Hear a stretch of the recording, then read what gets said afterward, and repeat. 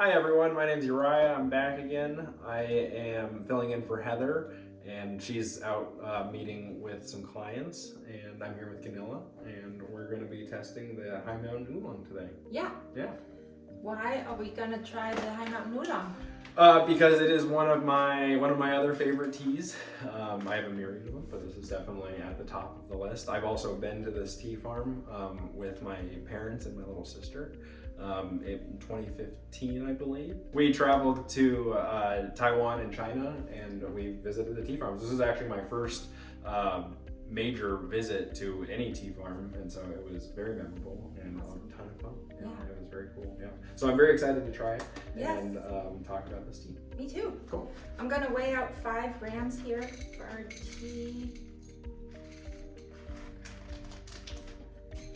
Now, is that for all tea, or is it? So we use 5 grams standard when we steep it in the shop. Okay.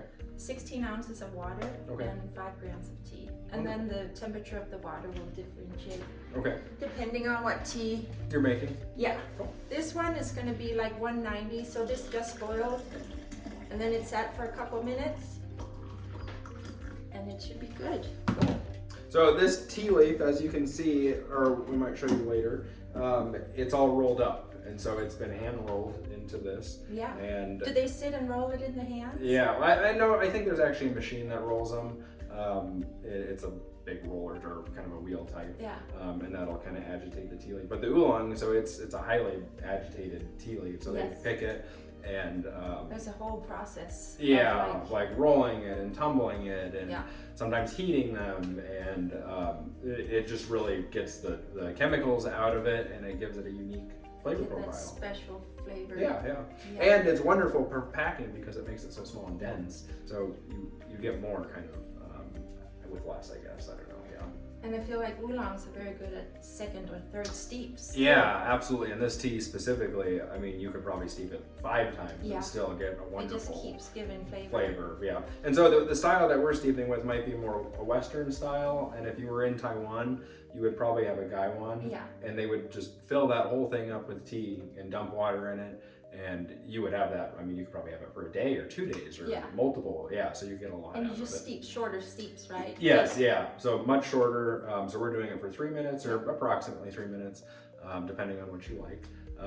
But yeah, so there they would do it for 10 seconds, 30 seconds, 45 seconds or so. And every time you would get a different flavor. A different flavor. Yeah. And this too. I mean, you can steep it for 3 minutes and then steep it for 4 minutes, and you'll still have a very wonderful flavor to enjoy. Yeah. And we offer that service in the shop too. Cool. You can come and sit and drink gaiwan. The gaiwan service. Yeah. We've got a tea boat and your little gaiwan and cup and carafe and unlimited water. Unlimited water. Yeah. Cool. There you go. So you can sit for hours and explore the tea. How awesome. Evolves in taste. Yeah, and you don't just have to do it with an oolong. I mean, you could do it with a pu'er. Pu'ers are excellent. Yeah, and you could even do it with a black tea or a botanical. Who knows? I mean, there's no limit, I suppose. You could do whatever you want. Yeah. That's the fun with tea. Yeah, that's exactly. There's no limits. Yeah, no and now I don't know if you can see it yet, but the tea is starting to open up. So as you know, the hot water and stuff as it sits, it's just going to start like opening up, and it's a whole entire tea leaf. So it's all rolled up, but when it's all wet, it's just an entire tea leaf, and so it's pretty amazing that it comes from all the way over there, and it ends up right here in Missoula, Montana. And as we talked about earlier, steeping devices are super important. Yeah. Especially for these rolled leaf style, because it really needs that space to expand to get the full flavor out. Yeah. So you would suggest something like this over a tea ball maybe or something, and not that those wouldn't work, but you're not getting the full tea leaf open and stuff. And so me and Heather did a test with an oolong and a tea ball and an open container like this, and it was really noticeable. Drastic. Yeah. Wow. Huh. So tea ball works great for like botanicals and like smaller cut black teas are really good for those kinds. But if you drink oolong rolled it's what you want. Teas, it's what you want. Cool. Yeah. That's awesome. Yeah, wonderful. Yeah, well the flavor the color is definitely changing. It's still gonna be kind of light though. They're with the Sangamon Sunset, say. It's a much darker tea. And this one's much lighter, but it might have a similar, I don't know. Maybe not. I don't know. We'll find out, I guess. So where's the farm compared to where the Sangamon So the farm in Taiwan is in central Taiwan, and it's a small island. There's a northern city, there's a central city, and there's a southern city. And forgive me, I don't remember the specific names. But we landed up towards the northern city, which I think is Taipei, and we came down to the middle city, and it was kind of in central Taiwan that this tea farm is located. And it's up on a mountain, and the road that we went on was just as wide as the vehicle, and I mean it's just like back and forth all the way to the top. And once you're there, it's really beautiful. There's a lot. It's very moist. So I think we were there for 2 days maybe, and there was clouds. High humidity. Yeah, high humidity. We were just in the clouds the entire time, yeah, it was just a really beautiful, serene experience. Yeah. So this tea is called High Mountain Oolong. Yeah, for a good reason. Yeah. And there's specific oolongs, and I believe this one hits the mark. There's a certain height that they have to be at to qualify for certain teas, and so this farm is at that specific height or higher, and so they get to call their tea certain things. So there's a qualification as far as elevation. Yeah. So it is a little interesting. Now we're almost completely open. Yeah, they're very cool. And they're starting to like float a little bit up to the top, and so you want to try and let's have a taste. Look at that! It's just like silky white. Yeah. Like champagne almost. It does look like champagne. Yeah, it's very beautiful color. Oh yeah. It's very distinctive. Oh yeah. I mean, once you smell an oolong, you kind of it has a very distinct smell, and it's like sweet and buttery. Yeah.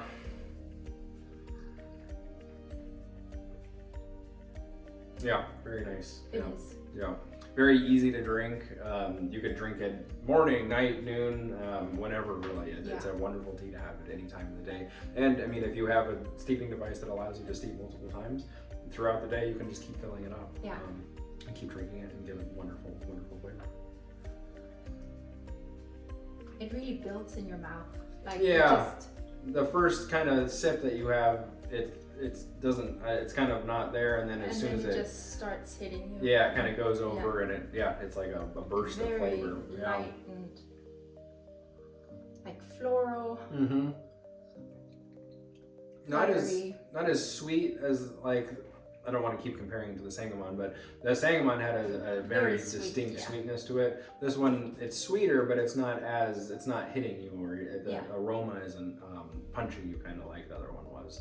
But when you taste it, it has a lot.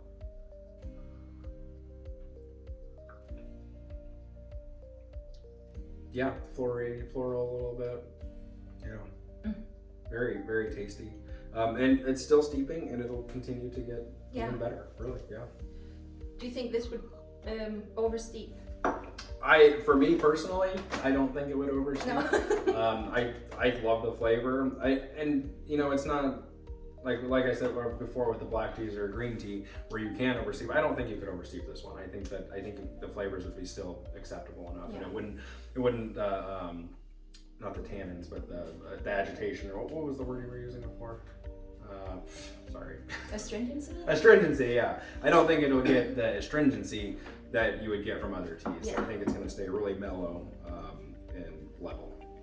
That's good to know. Yeah. So it's, even though it's one of our more expensive teas, it's a good, like, if you're busy and like tend to forget your steeping something. Don't have a timer, like you can come back to it 15 minutes later and it should be fine. Yeah. And I don't know that I have had this specific tea chilled, but I'm sure it'd be a wonderful tea chilled also.